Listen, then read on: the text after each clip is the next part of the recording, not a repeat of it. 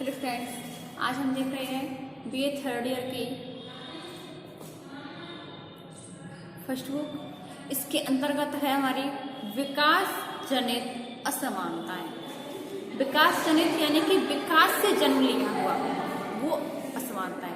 जैसे कि आपको पता है कि हमारे जो भारत देश है ये केवल भारत देश की नहीं अपितु संपूर्ण विश्व की समस्या है कि सभी का विकास करने के लिए जो हमारे भारत सरकार है, ये संगठन है, ये जो भी कार्य करते हैं, ये हमारे देश को विकसित करने के लिए, विकास करने के जो भी कार्य करते हैं, तो उनके लिए जो पहले से ही विकसित हैं, जो पहले से ही धनवान हैं, उन लोगों को अधिक लाभ मिल जाता है और वो और भी आगे बढ़ जाते हैं। परंतु जिन लोगों को, जो लोग पहले से ही गरीबी रेखा के नीचे हैं, जो लोग पहले से ही गरीब हैं, जिनके पास उपलब्ध साधन नहीं है, आवश्यकताएं पूर्ति नहीं कर सकते हैं, वो लोग और भी पिछड़ जाते हैं। तो आज की जो हमारी वीडियो है ऐसी ही समस्या को लेकर के है, जिसमें कि जो लोग पहले से ही धनवान हैं, जो लोग पहले से सर्वगुण संपन्न हैं, वो लोग विकास की दौड़ में और भी आगे निकल जाते हैं, और जो लोग पहले से ही पिछड़े हुए हैं वो लोग और भी पिछड़ते चले जाते हैं, जिसके कारण हमारे भारत देश में गरीबी बहुत ही ज्यादा फैल जाती है। वहां पर रोजगार के साधन उपलब्ध नहीं हो पाते, रोजगार के साधन समाप्त हो जाते हैं, जिससे कि जो राष्ट्र की आय है उसमें वृद्धि नहीं हो पाती है,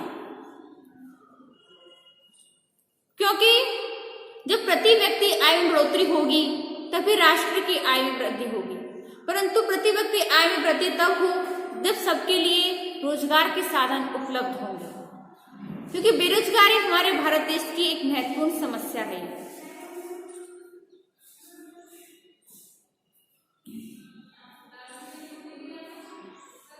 असमानताएं में दो प्रकार की होती है, सांस्कृतिक असमानताएं और भौतिक असमानताएं।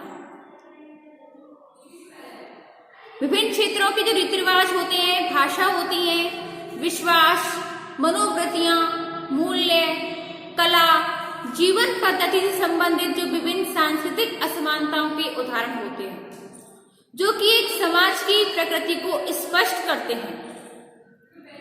इन्हें हम एक समस्या के रूप में नहीं देख सकते, जबकि दूसरी ओर जब विभिन्न स्थानों पर विभिन्न वर्गों के लोगों को रोजगार के समान अवसर नहीं मिल पाते हैं, उनकी प्रति व्यक्ति आय जब एक दूसरे से बहुत कम होती है या किसी की बहुत अधिक होती है, उद्योगों का केंद्रीकरण कुछ विशेष क्षेत्रों में ही होने लगता है, सत्ता पर कुछ विशेष वर्ग के लोगों का ही अधिकार होता है, जो लोग एक बड़ी संख्या में लोग आवास, स्वास्थ्य और पानी जैसी आधारभूत जो सुविधाएं होती हैं इनसे वंचित रह जाते हैं। तो ऐसी असमानताएं देश की प्रगति के लिए बाधक होती है। ये देश को प्रगति की ओर ले जाने की बजाय तरह तरह के तनावों और आंदोलन को प्रोत्साहित करने लगती है। तो ऐसे असमानताओं को जानने के लिए हम हमारे देखते हैं कि असमानताओं के विभिन्न रूप, के असमानताएं कितने रूपों में फैल सकती हैं। तो सबसे पहले आता है क्षेत्रीय असमानताएं। जैसे कि विकास के कार्यक्रमों का उद्देश्य होता है कि क्षेत्र की आवश्यकताओं के अनुसार विभिन्न क्षेत्रों का संतुलित विकास करना, परंतु इसके विपरीत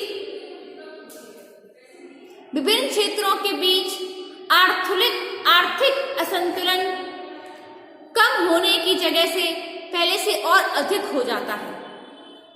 क्षेत्रवाद में वृद्धि होने से कोई भी राज्य अपने संसाधनों का लाभ दूसरे क्षेत्रों को देना नहीं चाहता है, जिसके कारण वहां की खनिज संपदा, वन संपदा, जल संपदा, उनमें अधिकता तो होती है, उनमें बड़े बड़े उद्योगों की स्थापना हो गई, जबकि ऐसे क्षेत्र जिनमें औद्योगिक विकास नहीं हुआ,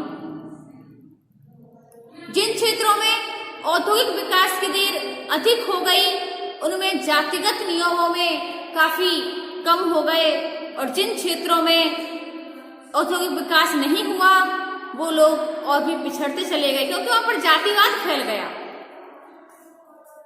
इसमें दूसरा आता है प्रति व्यक्ति आय में विषमता। विभिन्न क्षेत्रों में प्रति व्यक्ति आय का स्तर एक दूसरे से बिल्कुल अलग होता है, क्योंकि जिनके पास रोजगार के उपलब्ध साधन होते हैं वो लोग विकास की दौड़ में और आगे बढ़ जाते हैं, तो उनका प्रतिशत आगे निकल जाता है, प्रति व्यक्ति आय और बढ़ जाती है।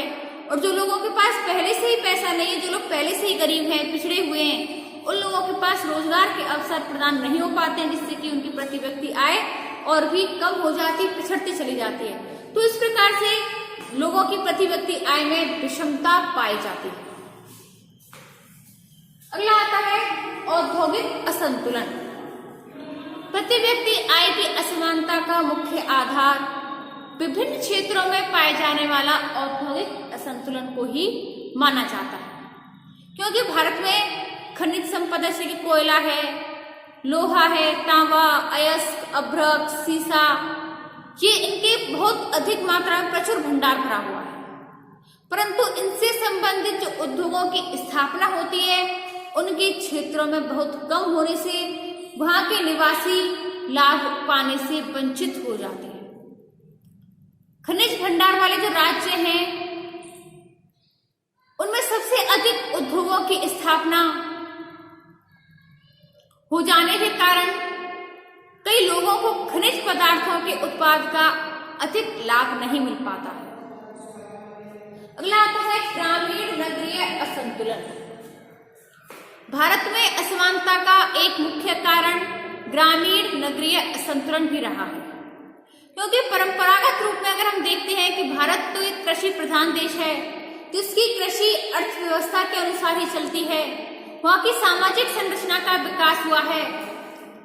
परंतु नगरीय जीवन का संतुलन तेजी से बिगड़ता चला है, क्योंकि वहां के लोग अपने गांव को छोड़कर आजीविका की तलाश करने के लिए नगरों की ओर पलायन करने लगे। और जैसे जैसे नगरों की आबादी बढ़ने लगी, वहां की नागरिक सुविधाओं जैसे कि आवास, बिजली, पानी, परिवहन, स्वास्थ्य, सड़क आदि की समस्याएं गंभीर रूप से होने लगी, जिसके कारण कि लोगों को बहुत सी समस्याओं का सामना करना पड़ा और नगरीय ग्रामीण असंतुलन दिन पर दिन बढ़ता चला गया। अगला आता है साक्षरता और शिक्षा में भिन्नता।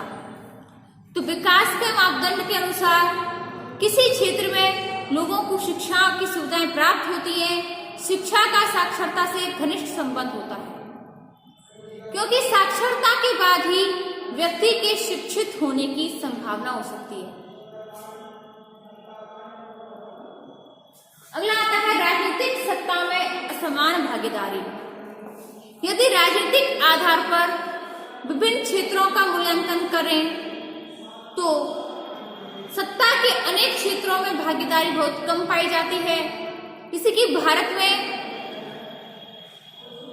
जो विकास की दर होती है उनकी सुविधाओं पाने से वंचित रह जाते हैं, क्योंकि जिन लोगों के पास पहले से ही सत्ता है वो लोग सत्ता में उनके पास सत्ता का अधिकार होता है, तो उनके जो लोग होते हैं, परिवारजन होते हैं, नातेदार होते हैं, वो सत्ता में आगे बढ़ते चले जाते हैं। और जो लोग सत्ता से वंचित होते हैं, जिनके पास सत्ता का अधिकार नहीं होता, सत्ता से परे होते हैं, वो लोग सत्ता से दूर होते चले जाते हैं। तो इस प्रकार से राजनीतिक सत्ता में भी भागीदारी में असमानताएं पाई जाती हैं। अगला आता है जीवन स्तर की असमानताएं। जीवन स्तर की असमानताएं जैसे कि विकास से उत्पन्न होती हैं। जिन लोगों के पास जीवन स्तर उच्च होता है, जिनके पास और भौतिक सुविधाएं होती हैं, आवश्यकताओं की पूर्ति के साधन होते हैं, वो लोग आगे बढ़ते चले जाते हैं। और कई लोग ऐसे होते हैं जिनके पास रहने के लिए मकान नहीं होता, खाने के लिए खाना नहीं होता है, उनके पास कोई भौतिक सुख सुविधाएं नहीं होती, आवश्यकताओं की पूर्ति नहीं कर पाते, ऐसे लोग और अधिक पिछड़ते चले जाते हैं। अगला आता है वर्ग असमानताएं। तो वर्ग असमानताओं की समस्याएं ये सबसे बड़ी गंभीर समस्या है, क्योंकि समाज के जो दुर्बल लोग होते हैं, वंचित वर्ग होते हैं, वो आर्थिक रूप से और भी अधिक पिछड़े हुए होते हैं, क्योंकि हमारा समाज है जमींदार और पूंजीवादी वर्ग का रहा है, तो ऐसे लोगों की ही सत्ता रही है और ऐसे लोगों के पास सर्वाधिक अधिकार रहे हैं, वो लोग ही विकास में आगे बढ़ते गए हैं। अगला आता है आजीविका के साधनों में असंतुलन। तो जैसे कि ग्रामीण क्षेत्र हो या नगरीय क्षेत्रों में हर क्षेत्र में विभाजित करें, तो ग्रामीण क्षेत्रों की तुलना में नगरीय क्षेत्रों का विभाजन अधिक हो गया है। नगरों के लोग आजीविका के साधन के लिए औद्योगिक कारखानों, बड़ी बड़ी फैक्ट्रियों, कंपनियों में काम करते हैं, जबकि ग्रामीण लोग जो होते हैं वो कृषि पर ही निर्भर होते हैं। अगला आता है सामाजिक आर्थिक पिछड़ेपन में वृद्धि। तो जो क्षेत्र आर्थिक रूप से संपन्न है उनका सामाजिक विकास, सामाजिक पिछड़ापन भी कम हो गया, और जो आर्थिक रूप से पिछड़े हुए हैं वो सामाजिक और आर्थिक दोनों ही रूप से पिछड़ते चले गए। अब आता है असमानताओं के कारण। सबसे पहला राजनीतिक स्वार्थ। तो असमानताओं का सबसे बड़ा कारण राजनीतिक दलों का राजनीति और उसमें निहित स्वार्थ होता है, क्योंकि जिस विभाग का मंत्री जिस क्षेत्र से संबंधित होता है वह अपने क्षेत्र को अधिक से अधिक सुविधाएं देने का प्रयत्न करता है और इससे क्षेत्रीय विकास का संतुलन बिगड़ जाता है। अगला आता है दोषपूर्ण योजनाएं। तो अधिकांश योजनाएं सैद्धांतिक होती हैं, उनका भविष्य की आवश्यकताओं से अधिक संबंध नहीं होता है। जैसे कि पंचवर्षीय योजनाएं, बिजली के उत्पादन को लेकर नियोजित प्रयत्न नहीं करना, बिजली की कमी के कारण ग्रामीण क्षेत्रों में किसानों को सिंचाई के लिए सुविधाएं उपलब्ध नहीं हो पाती हैं। इन असमानताओं को दूर करने के लिए यह आवश्यक होता है कि हम कोई ऐसी नीति लागू करें, ऐसा कार्य करें जिससे कि जो जिन योजनाओं में दोष होता है, दोषपूर्ण योजनाएं होती हैं जो कि सिद्ध कारगर नहीं होती, ऐसी योजनाओं को काम में न लिया जाए। अगला आता है अधिकारियों में व्याप्त भ्रष्टाचार। क्योंकि अधिकारियों में भ्रष्टाचार बहुत अधिक हो गया है, जिसके कारण जो हम कोई भी योजनाएं चलाते हैं वो कारगर नहीं होती, वो कल्याणकारी नहीं होती है, क्योंकि छोटे बड़े अधिकारी भ्रष्टाचारी होने के कारण अधिकांश योजनाओं को केवल कागजों की सीमित रख देते हैं। अगला आता है जनसंख्या में असमान वृद्धि। तो कई क्षेत्र ऐसे होते हैं जहां पर जनसंख्या में तेजी से वृद्धि हो जाती है, जो कि विकास के लिए जो लक्ष्य निर्धारित किए जाते हैं उसकी तुलना में जनसंख्या वृद्धि अधिक हो जाने से वो लक्ष्य सभी लोगों को प्राप्त नहीं हो पाते। अगला आता है औद्योगिक क्षेत्रों में जन जागरूकता की कमी। तो ऐसे राज्य जो आर्थिक रूप से कमजोर हैं वहां पर जनसाधारण की जागरूकता में भी कमी स्पष्ट रूप से देखने को मिलती है, क्योंकि वो लोग जन जागरूकता नहीं होती उन लोगों के पास, जिसके कारण वो शिक्षा में, साक्षरता में नहीं पढ़ पाते। उन लोगों को नहीं पता होता है कि उनके लिए कौन कौन सी योजनाएं चलाई गई हैं, जिसके कारण कि उन लोगों को कोई भी कार्य आसानी से प्राप्त हो जाए और वो शिक्षा की जगत में आगे बढ़ सके। अगला है उद्योगों का केंद्रीकरण। तो विभिन्न क्षेत्रों में समान विकास करने के लिए यह भी आवश्यक होता है कि उस क्षेत्र में अधिक से अधिक उद्योगों की स्थापना की जाए, जिससे कि व्यक्ति की सामाजिक और आर्थिक रूप से जो पिछड़े हुए लोग हैं उनको समान अवसर मिले और रोजगार के साधन प्राप्त होंगे, तो वो अपनी आवश्यकताओं की पूर्ति करेंगे और उनकी प्रति व्यक्ति आय में बढ़ोतरी होगी। अगला है भौगोलिक विषमताएं। तो देश का एक जो बड़ा हिस्सा होता है जिसके पास खनिज संपदा हो, जड़ी बूटियां हो, जल शक्ति की प्रचुरता हो, यातायात के साधनों की प्रचुरता हो, संचार के साधन हो, तो और उनके पास ऐसी सुविधाएं हो, लेकिन कोई क्षेत्र ऐसा भी होता है जहां पर उनके लिए प्रचुर मात्रा में सुख सुविधाएं नहीं हो पाती। अब आते हैं विकास जनित परिणाम, कि ऐसी असमानताएं होती है तो उसके परिणाम क्या होते हैं। तो सबसे पहले आता है ऋणग्रस्तता में वृद्धि, क्योंकि प्रति व्यक्ति आय में वृद्धि नहीं हो पाती, लोग बेरोजगार होते हैं, तो ऐसे लोग अपनी आवश्यकताओं की पूर्ति करने के लिए ऋण लेते चले जाते हैं और ऋण लेने के कारण उनके पास शारीरिक और मानसिक तनाव हो जाता है, जिसके कारण वे कोई भी परिश्रम मेहनत का काम नहीं कर पाते और वो ऋण में वृद्धि चली जाती है, ऋणग्रस्त होते चले जाते हैं। अंतर क्षेत्रीय तनाव, उनके पास जो हमारे क्षेत्र होते हैं उन पर तनाव होता चला, तनाव की स्थिति आ जाती है। तो कई क्षेत्र तो ऐसे होते हैं जिनके पास औद्योगिक साधन अधिक होते हैं, औद्योगिक कंपनियां हैं, और कई क्षेत्र ऐसे हैं जहाँ पर कोई भी साधन नहीं है, व्यक्ति को रोजगार के साधन नहीं मिल पाते हैं, तो ऐसी स्थिति में वहां पर तनाव की स्थिति और अधिक बढ़ जाती है। अगला आता है जीवन की असुरक्षाओं में वृद्धि। तो जीवन की असुरक्षा यानी कि उनके पास आवश्यकताओं की पूर्ति करने के लिए कोई भी साधन नहीं होते हैं, अपनी आवश्यकताओं की पूर्ति नहीं कर पाते हैं, इसी कारण उनकी भौतिक क्षमताएं नहीं हो पाती और वो स्वास्थ्य संबंधी जो उनके पास क्षमताएं होती वो भी नहीं होती। अगला आता है विरोधपूर्ण संगठनों का निर्माण।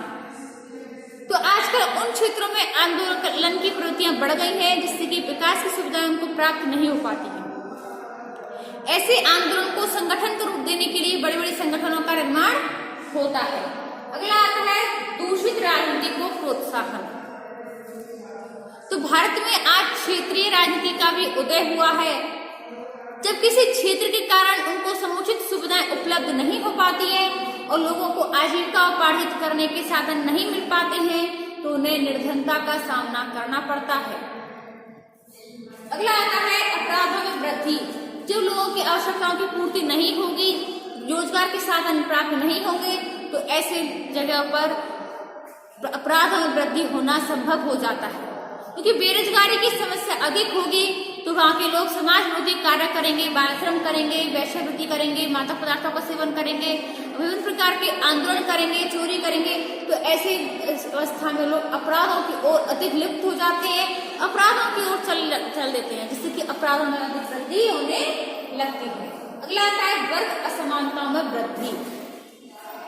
तो विकास की योजनाएं होती हैं, ये कृषकों के सामने अपनी आजीविका की गंभीर समस्या को पैदा करते हैं, क्योंकि जो जमींदार लोग होते हैं, पूंजीपति लोग होते हैं, उनके पास तो हर साधन होते हैं जिससे कि वो अपने रोजगार चला सकें, परंतु जो कृषक लोग होते हैं वो लोग पूंजीपति उनके खेती को, जमीन को हड़प लेते हैं, इसके कारण कि उनके बीच में असमानता में वृद्धि हो जाती है। तो स्टूडेंट्स, आज की जो हमारी वीडियो थी विकास जनित असमानता को लेकर, जैसे कि कोई विकास कार्य होता है तो उसमें असमानताएं किस प्रकार से फैलती हैं, कि जो लोग पहले से विकसित होते हैं वो और विकसित हो जाते हैं और जो लोग पिछड़े होते हैं वो और पिछड़ते चले जाते हैं। तो स्टूडेंट्स, आज की वीडियो देखने के लिए बहुत बहुत धन्यवाद।